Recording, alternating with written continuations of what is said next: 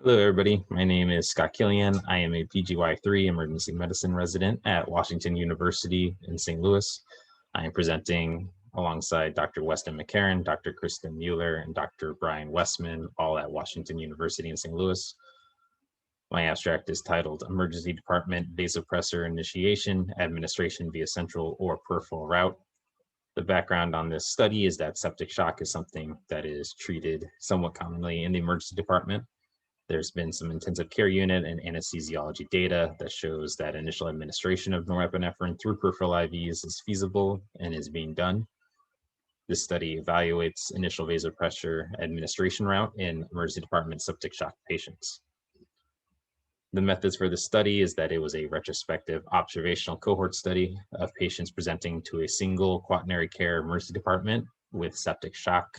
Patients were identified using ICD-10 codes.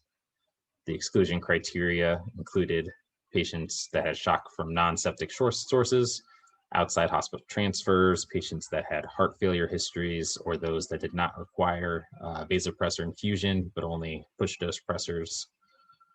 Data that was collected included demographics, the type and the dose of vasopressors used, time from arrival to initiation of vasopressors, the administration site, whether peripheral, central, or a indwelling central line, then ICU length of stay and extravasation digit ischemia events were looked for.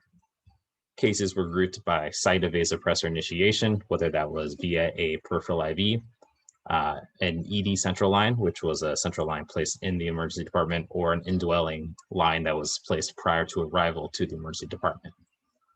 Our results, we identified 70 includable patients over 1 year from June of 2018 to May of 2019. Of these 70 patients, vasopressors were initiated through a peripheral IV in 49%, and through an ED central line in 26%, and then in a central line that was placed prior to ED arrival in 26% of the patients. Norepinephrine was the predominant choice in all groups, started 85% of the time in peripheral IV group and 88% of the time in the ED central line group. There was a small component of phenylephrine and epinephrine used in addition to norepinephrine. The 28-day mortality was 24% for the peripheral IV group and 17% for the ED central line group.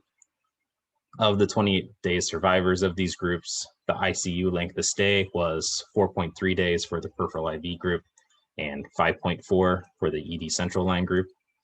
Vasopressor days were 2.2 for the peripheral IV group and 3.3 for the ED central line group.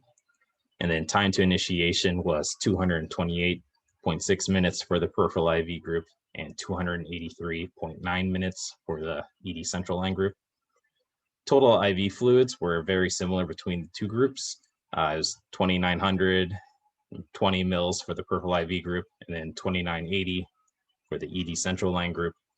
And then looking through the emergency department and the ICU documentation, there was no documented extravasation events or digit ischemia complications.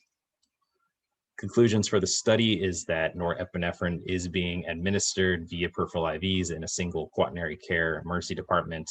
There were no documented episodes of extravasation or digit ischemia in the ED or in the ICU in this small study. This study is hypothesis generating regarding the application of early peripheral IV administration and titration of vasopressors in septic shock in emergency department patients. Thank you.